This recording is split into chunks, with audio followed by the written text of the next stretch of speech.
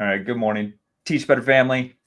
I'm here with the wonderful Ray Hughart as we just got finished with our Admin Mastermind. And wow, it was awesome to see everyone, even though most of the folks that were on screen had a snow day and they were in different environments, right? Yeah, I don't mind that. I love an administrator that has the day where they don't have to go into the office and still choose to tune in to the Teach Better family. That's fabulous. I know we got to actually see a couple of folks that, typically in the busyness of the day, they may pop in here and there, but it was great to see some wonderful friends that may have not been on for a couple of weeks. We had a pretty big group this morning, and I will go with the starter question because I think it ties in with what we were doing, and maybe you could share your response too because I thought it was interesting. So I Sure. was talking about for 2024, are people, like a one word type of person or someone that creates a New Year's resolution? And it was pretty one sided as far as the responses.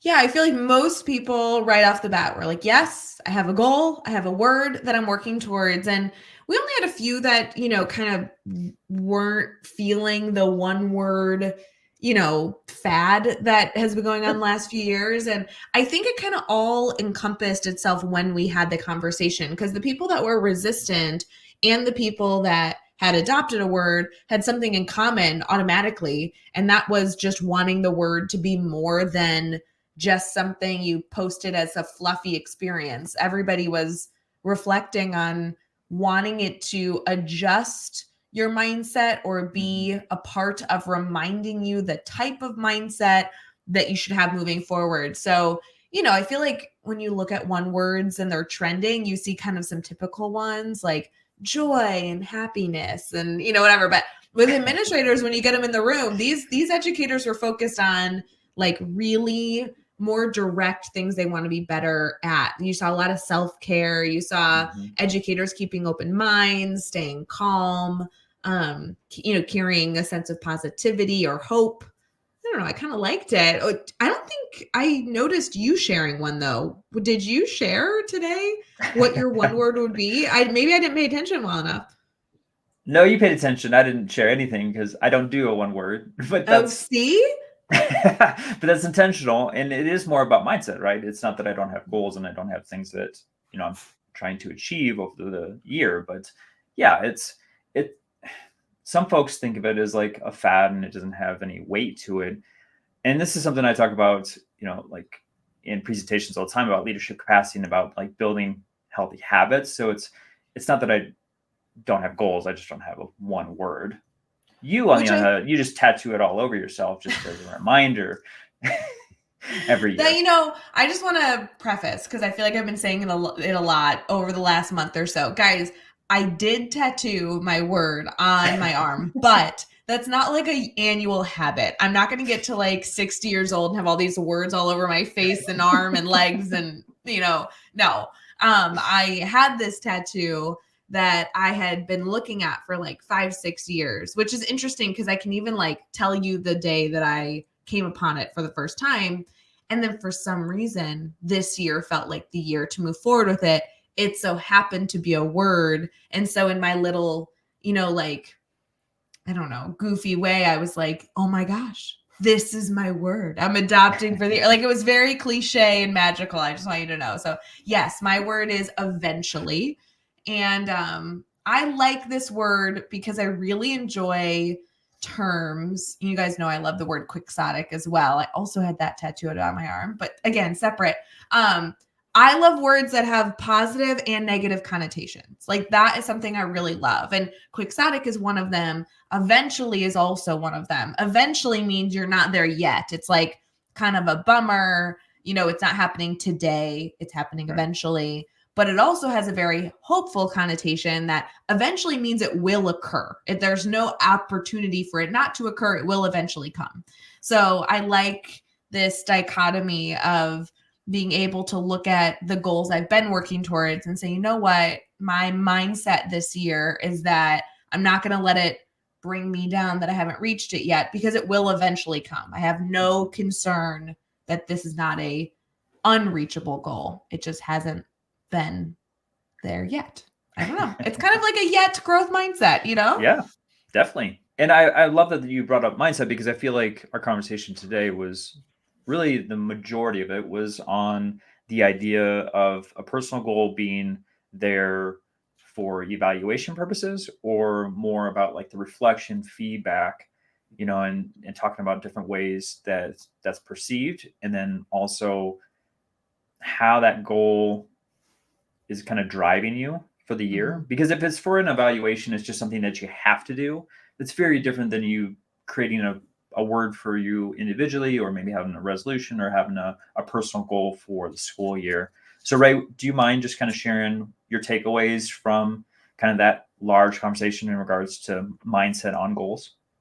Yeah, I think one of the biggest components of that conversation, because we kind of talked in circles for a while, which is not Yes. bad. I think a lot of our group, like, we were not only waking up, but this was also a challenging topic to discuss because I think it can feel very top level, but we really wanted to get into the nitty gritty, Mhm. especially with our administrator group. For those of you listening who have not joined our admin mastermind, we don't want to just sit around and talk about fluffy admin stuff. We want to get into like, what's the solution? How do we do it better?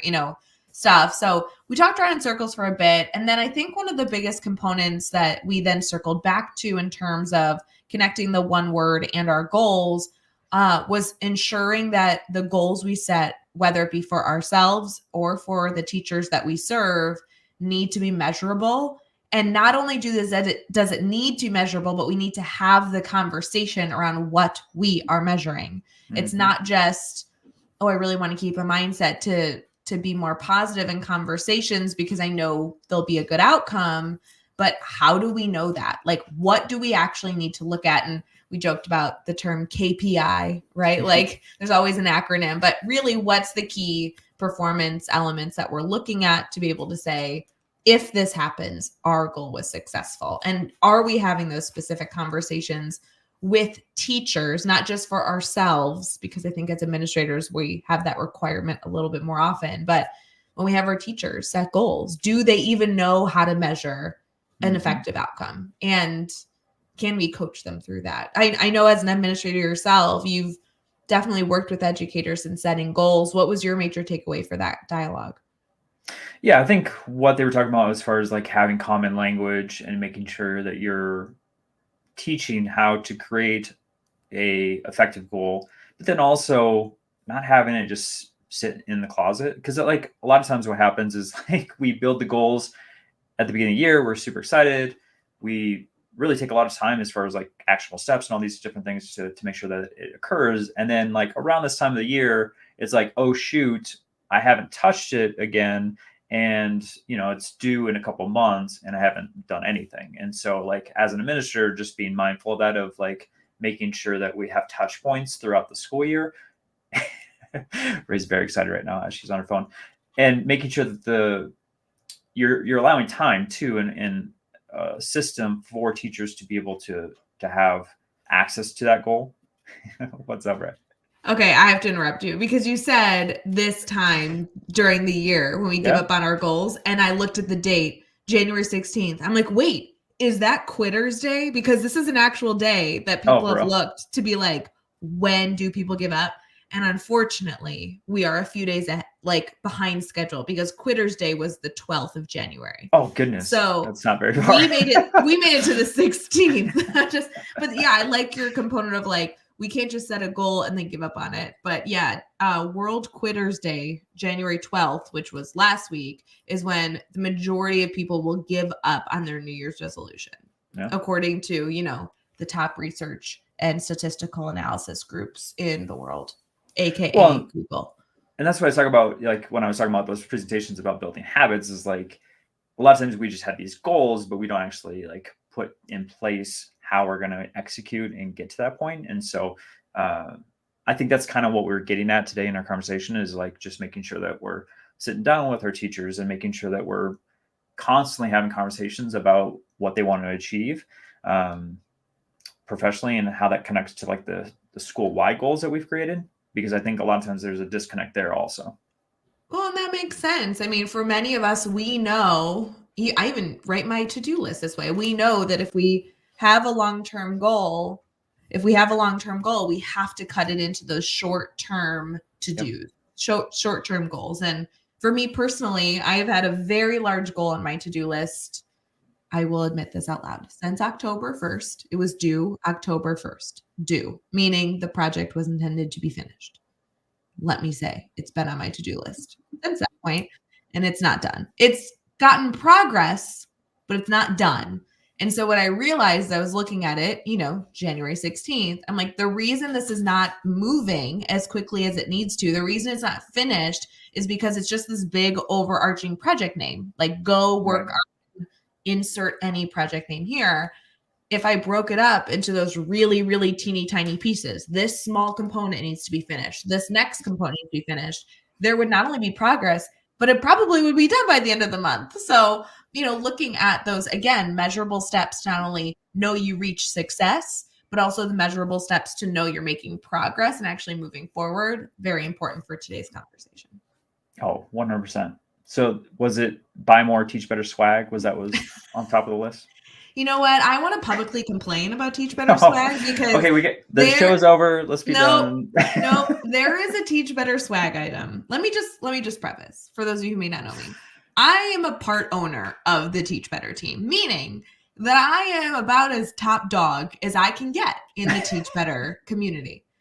And I went to an employee, somebody I pay to work for me, and requested a specific swag item. I even designed the swag item, handed it to said employee and said, put this up on the website. I want to buy it. And it's been a week and a half and no said item has been there. I just want to file a formal complaint with this person who works for the Teach Better team. That person sounds terrible. I don't know who that is. They're terrible. If you want to guess who that employee is, you can always go to our Facebook group and let us know who you think that might be. And we would love to hear your guesses. We would love it. That'd be great. Also, by the obviously, no one on screen. Can I just note, though, that if this product was up, all of you could buy it too. Like, that's what I'm saying. I want this crew neck sweatshirt. All of you could benefit from this getting done. That's all I'm saying. So I'm guessing that I need to put this high on my 2024 list. Yes. Okay. I need the sweatshirt. I've literally checked every day to be like, did Josh get the sweatshirt up yet? Because I even have, guys, you should direct message me if you're watching the recap. I have a code where I can get swag for free. So DM me and I'll send it to you so you can get a free swag item. And that's what I was going to use to get my own stinking sweatshirt. And Josh has not put it up yet. So if you're still listening, direct message me and let me give you a swag code that gives you, it's not just free shipping, it's the free item. Well, with the public shaming now, I have the motivation to get this done today. So maybe that's what the takeaway from Admin Mastermind was today. If you public shame someone you work with, you get the outcome you want. All right, y'all. Well, I appreciate every single one of you. Thank you so much for joining us this morning. And if you didn't, get a chance, hopefully this recap gave you some insight on creating some, goals for the upcoming year, maybe creating your word and how that might intersect into your school goals too. Love the conversation. Can't wait for next week. Again, if you haven't joined the Facebook group, we'd love to have you in there. If there's topics that's going on that you want to discuss moving forward, love to hear your insights, what's going on your campus or at your district. And as always, we're here for you.